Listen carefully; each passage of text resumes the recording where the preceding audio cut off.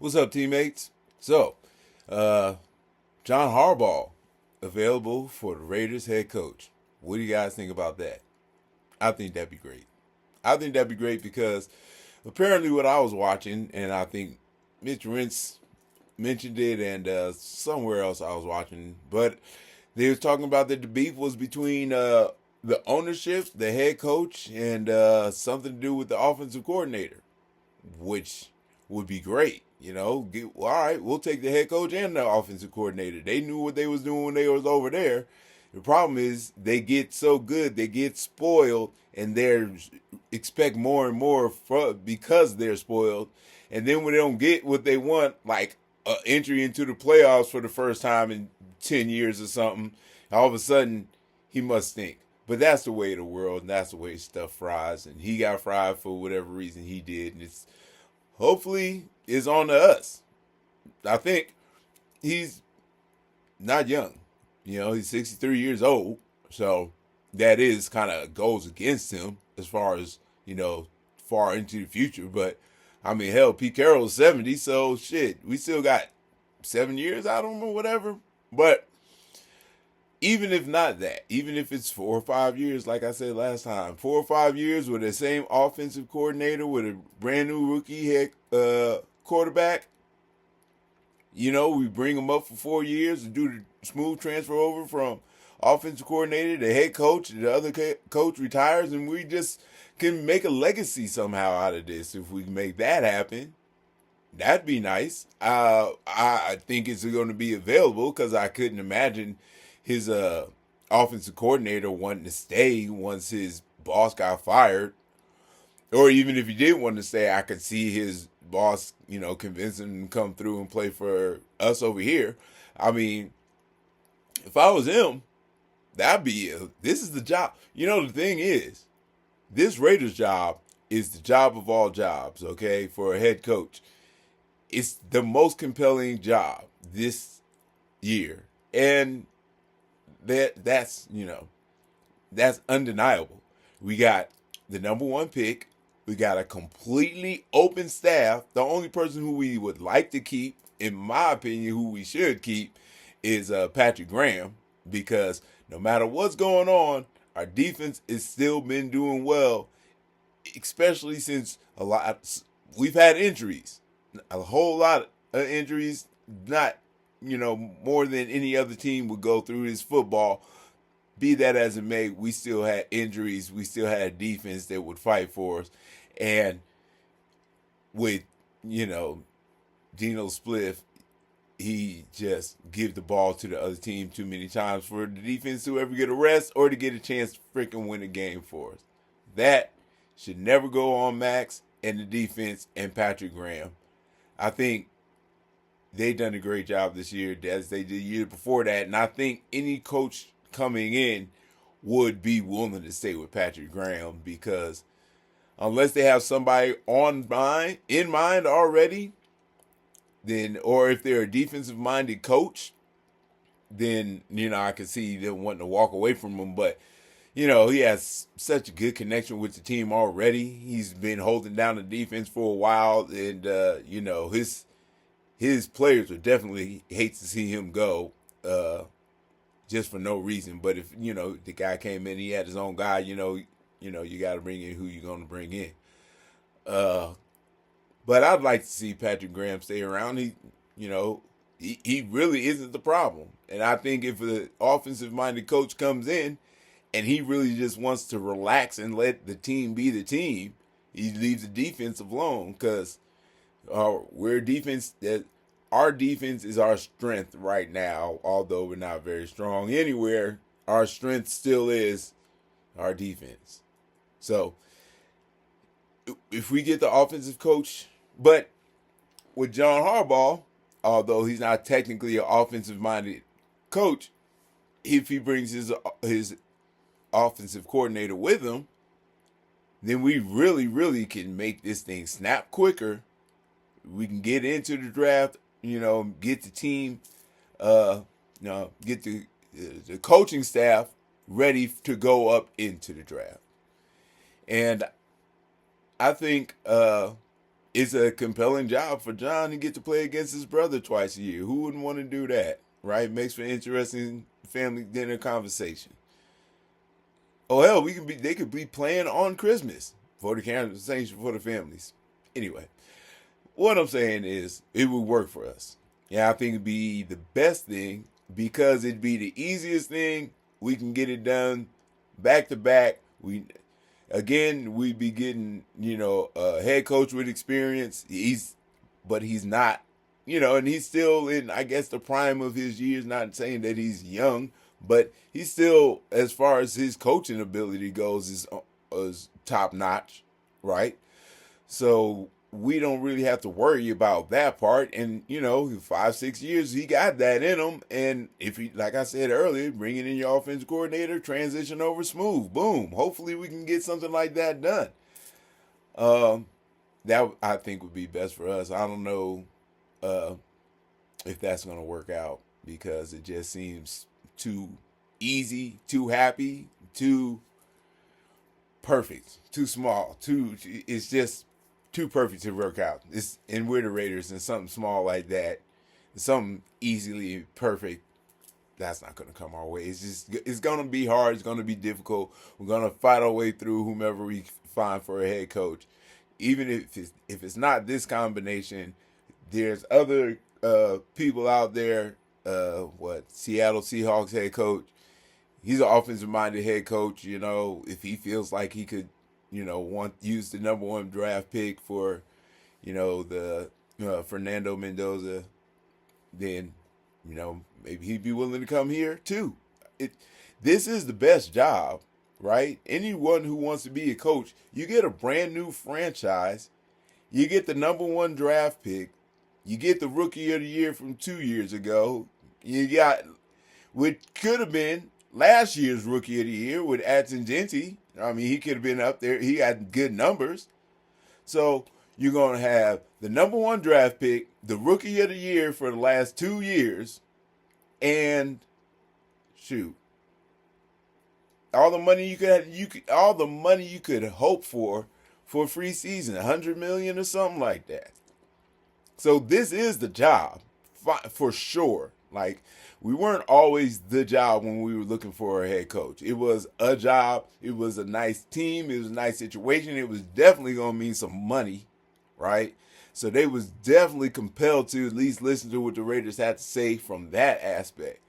But for a head coach, it would be nice to go, in my opinion, with John Harbaugh, and then hopefully, get his offensive coordinator rolling and bring him up, when John steps off, and have that some type of legacy for the Raiders to last, 5-10 years, an expansive amount of time. We're looking towards that. They're looking for that, and it's within our wrist. It's within our grasp at this moment. Even if it's not with John Harbaugh, the head coach from the offensive coordinator from Seattle. I can't remember his name right now. But he's a hot ticket, right? And he's made Seattle's offense look better than they should, in my opinion. I mean, they don't have any real studs up there to speak of. And so he's made things happen there. So why not bring him through? And what else? Oh, yeah, Cliff Kingsbury. He's available, right? Maybe not. I don't know if he's a head coach material or not. That's not for me to decide. But he was happy to come here when we was going to give him the money. If Tank Telesco would have fucking not went back on his word, because it was said that he was going to give him 3 years, and then the contract was going to be for 2 years, and then they turned it to a thing, and then he was just like, forget it then. I'll just go where the job has a better future, because they were at the number 2 pick. And they were going to get a fabulous quarterback, and it worked out for him just fine.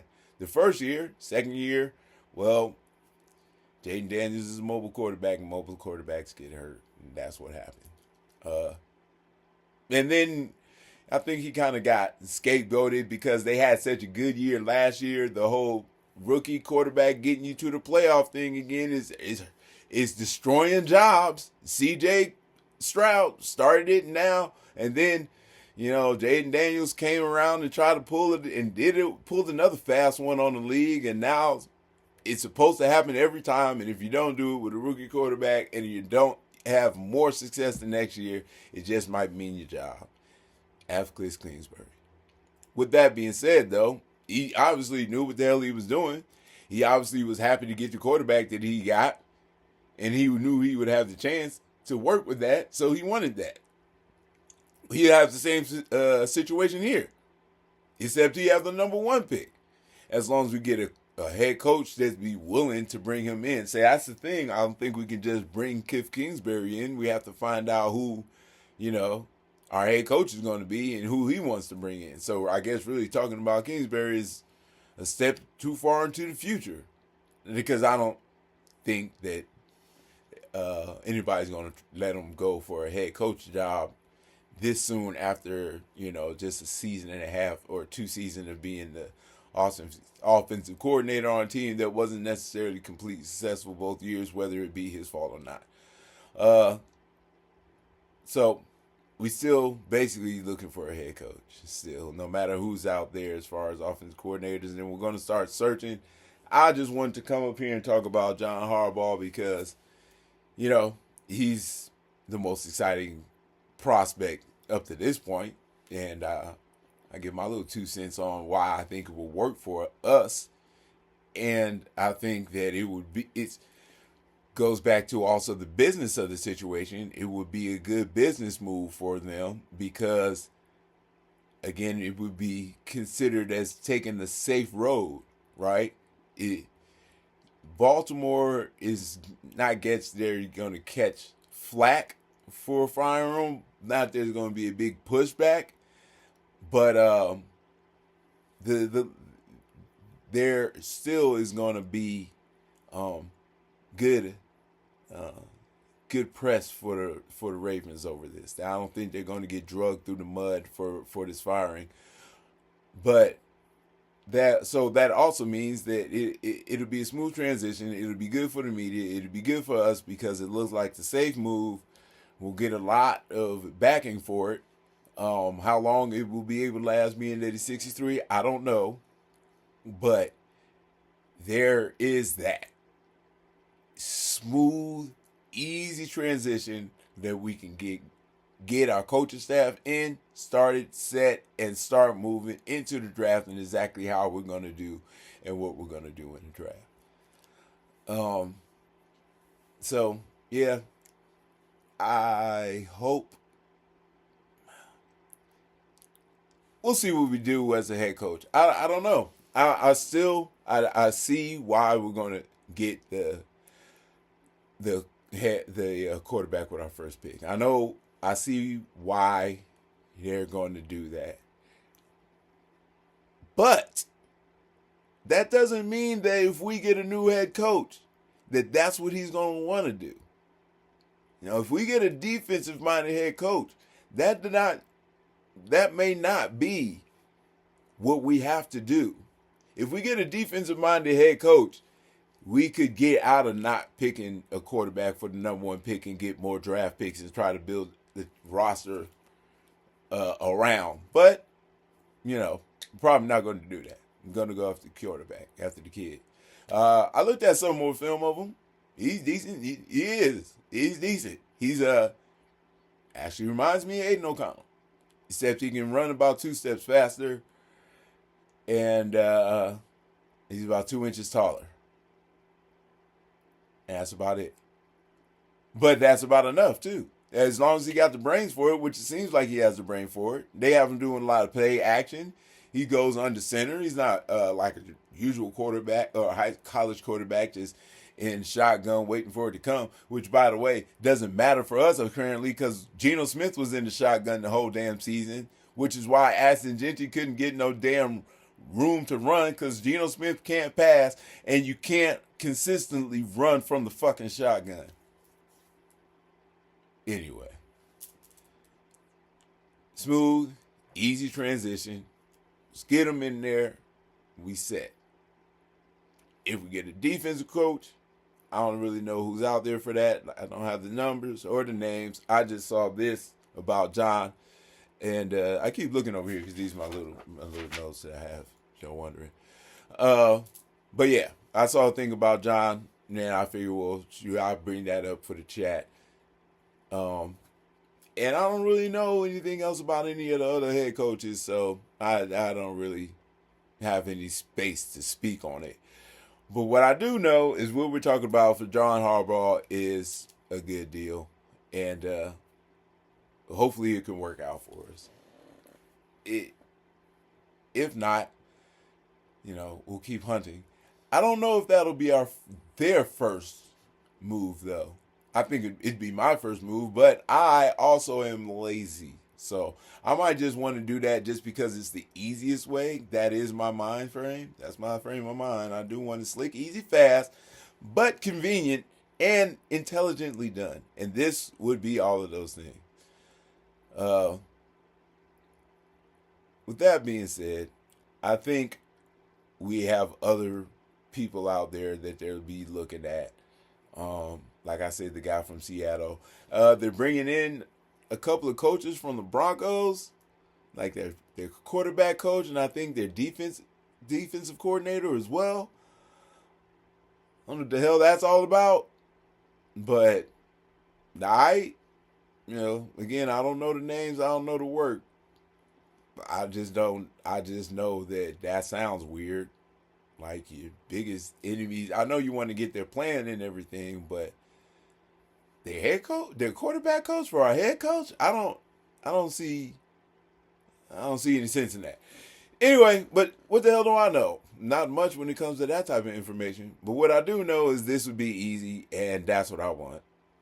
I want it easy because I want it quick, because I want them to be able to think about what we're going to do in the draft and how we're going to handle this offseason.